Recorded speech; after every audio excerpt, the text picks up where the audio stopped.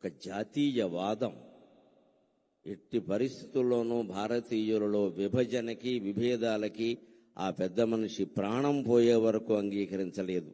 దైవభక్తి ఆయనకి ఎంత ఉందో దేశభక్తి అంతకంటే ఎక్కువగా ఉంది ఆయనకి. ఎన్టీఆర్ అంటే నేషనాలిటీ, ఎన్ అంటేనే నేషనాలిటీ. రెండవది తెలుగు. ఆయన ప్రాణం ఇచ్చాడు తెలుగు కోసం. నిజంగా నటుడుగా ఉన్నప్పుడు అంతే, నాయకుడుగా ఉన్నప్పుడు అంతే.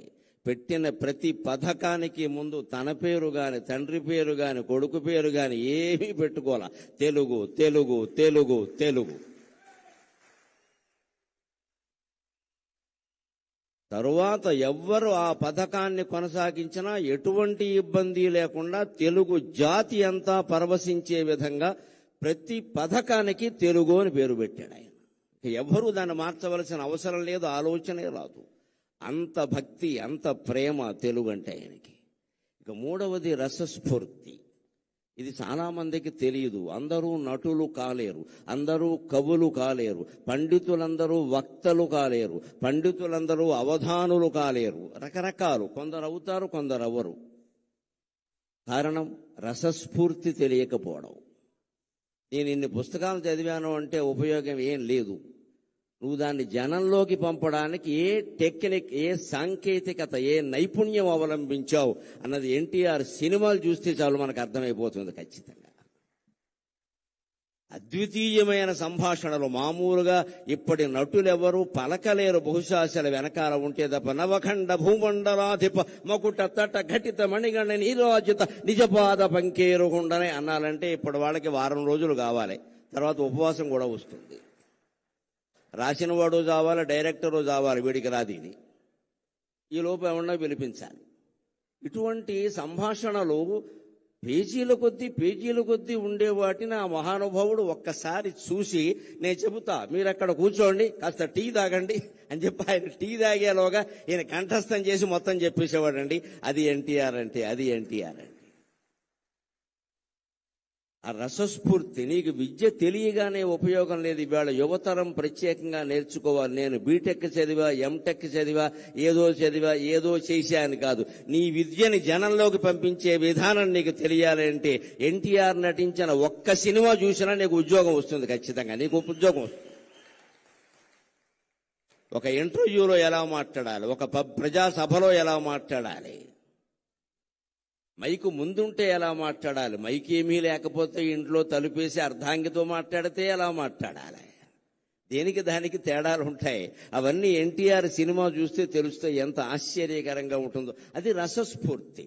రాముడు కృష్ణుడు వేయడానికి ఆయనకంటే ముందు లేరా, ఆయనకంటే తరువాత లేరా, కానీ ఆ పాత్రలని జనంలో ముద్ర పడిపోయేలా చేయగలిగాడు అంటే రామునిలో ఉండే రసస్ఫూర్తిని, కృష్ణునిలో ఉండే రసస్ఫూర్తిని, ప్రతినాయక పాత్రల్లో ఉండే కూడా రసస్ఫూర్తిని జనానికి అందించగలిగిన ఏకైక నటుడు ఎన్టీఆర్. ఆయన దేశభక్తి గుండెల్లో ఆయన నిండా ఉండబట్టే ఆయనకి దొరికిన మొట్టమొదటి చిత్ర అవకాశం పేరు మన దేశం. ఎంత ఆశ్చర్యం. ఎవరినైనా మీరు నటించిన మొదటి సినిమా చెప్పండి అంటే మట్టి కొండ అని చెబుతాడు ఎవడో ఒకడు. అంతకంటే ఉంటుంది. ఆయనకి ఆ ఛాన్స్ రావడమే గొప్ప. కాబట్టి ఆయన అంతరాత్మ ఎంతగా దేశం గురించి ఘోషించింది అంటే ఆయనకి మొట్టమొదటి పోలీస్ అధికారిగా అవకాశం వచ్చిన సినిమా కూడా మన దేశమే. నువ్వు దేశం కోసం పుట్టావు అని వారి తల్లిదండ్రులు వారిని ఆదేశించినట్టుగా వారికి మన దేశం అనే సినిమాలో మొట్టమొదటి అవకాశం వచ్చింది. ఏ పాత్ర వచ్చినా ఇది హీరో పాత్ర, జీరో పాత్ర, ఇంకోట, దీని ప్రాధాన్యం ఏమిటి అని ఆలోచించకుండా తన పాత్రకి న్యాయం చేసిన వ్యక్తి ఎన్టీఆర్ అంటే ఖచ్చితంగా. ఈ పాత్ర నాకు వచ్చింది చాలు, దీనికి నేను న్యాయం చేస్తే మిగిలినవన్నీ అవే వస్తాయి, తరుముకుంటూ వస్తాయి, వెతుక్కుంటూ వస్తాయి. నా రత్నం అన్విష్యతి మృగ్యతే హితత్ అంటాడు కాళిదాసు కుమార సంభవంలో. రత్నాన్ని వెతుక్కుంటూ జనం వస్తారు కానీ జనాన్ని వెతుక్కుంటూ రత్నం వెళ్ళదండి. సినీ రంగంలో నటరత్నాన్ని వెతుక్కుంటూ సినిమాలు వచ్చాయి, సినిమాలను ఆయన వెతుక్కుంటూ వెళ్ళలేదు.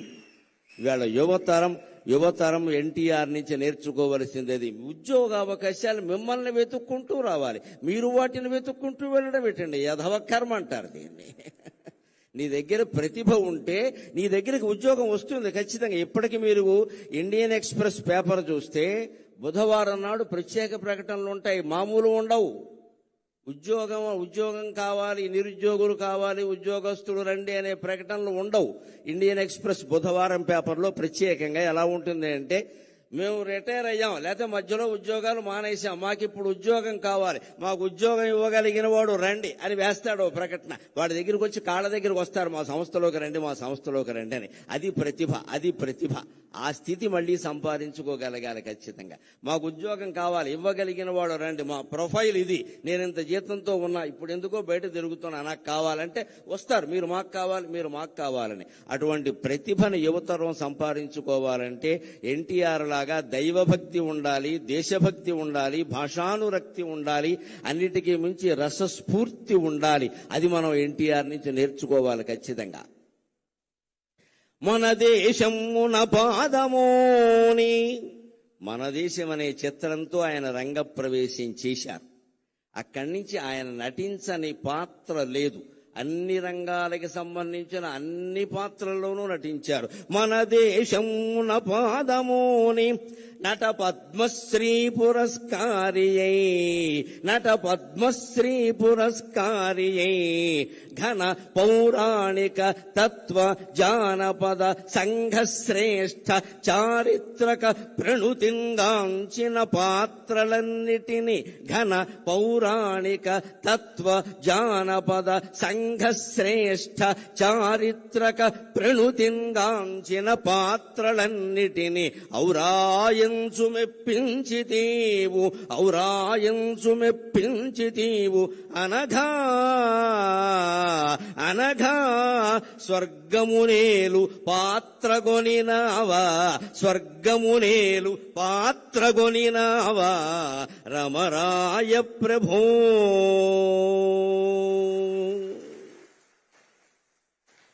మన దేశం అనేటువంటి పాత్రతో ఆయన సినిమా రంగంలో కాలు పెట్టారు. దేశభక్తికి నిదర్శనము అదృష్టం తరుముకుంటూ ఆయన్ని వచ్చింది. అదృష్ట దేవత, దురదృష్ట దేవత రెండూ ఎప్పుడూ తలుపు తడుతూనే ఉంటాయండి. గ్రహించాలి అందరూ కూడా. రెండూ తలుపు తడుతూనే ఉంటాయి. కాలింగ్ వెళ్ళకి మంచి చెడ్డ తెలీదు, ఎవరు నొక్కినా మోగుతుంది. కానీ అదృష్టానికి దురదృష్టానికి తేడా ఏమిటంటే, అదృష్ట దేవత తలుపు కొడుతుంది, నువ్వు వెంటనే తీయకపోతే వెళ్ళిపోతుంది. శని దేవత ఉంది, తలుపు కొట్టి అక్కడే జుట్టు విరబోసుకుని నూనె రాసుకోకుండా కూర్చుంటుంది. నువ్వు తీసే వరకు కూర్చుంటుంది. అర్ధరాత్రి తీస్తే అర్ధరాత్రి వస్తుంది ఖచ్చితంగా. ఎందుకంటే నిన్ను పట్టుకోవాలని దానికి ఆసక్తి. గ్రహించుకోవాలి. అదృష్టం తలుపు తట్టినప్పుడే మనం తలుపు తెరవాలి ఖచ్చితంగా. అవకాశాలు ఎలా ఉంటాయంటే, యువతరం కోసం ఓ మాట చెబుతా. అవకాశాలు ఏసీ తలుపులు లాంటివి, మన వెనకాలే మూసుకుపోతూ ఉంటాయి. జాగ్రత్త పడాలి. ఏసీ తలుపులు చూడండి, ఏసీ గదిలో మనం ఇలా రాగానే మూసుకుపోతుంది మన వెనకాలే. కొన్ని అవకాశాలు మన వెనకాలే మూసుకుపోతాయి. అది వచ్చినప్పుడు మనం అందుకోవాలి, కానీ మనం అందుకునే వరకు అది ఆగుతుందంటే ఆగదండి. అవకాశం అదృష్టం లాంటిది. ఆయన నిరంతర కృషి, నిరంతర గ్రంథ పఠనం ముఖ్యంగా చాలా మందికి తెలుసో తెలియదు, ఆయన విశ్వనాథ సత్యనారాయణ గారి శిష్యుడు. మా గురువు గారిని ఎంతో గౌరవంగా చెప్పుకునేవారు. ఎస్ఆర్ఆర్ అని సివిఆర్ కాలేజీలో చదువుకున్నారు ఆయన. ఆ గురువు నుంచి ఆత్మాభిమానాన్ని, పాండిత్యాన్ని రెండూ గ్రహించాడు కాబట్టి ఆయన రారాజులా వెలిగాడు ఆయన. మన దేశమున పాదమోని నట పద్మశ్రీ పురస్కారియై. నటనలో ఆయన పద్మశ్రీ పురస్కారాన్ని పొందారు. బహుశా రాజకీయాల్లో ప్రవేశించకుండా ఉంటే భారతరత్న 20 ఏళ్ల క్రితం వచ్చుండేది ఆయనకి, అనుమానం ఏమీ లేదు అందులో.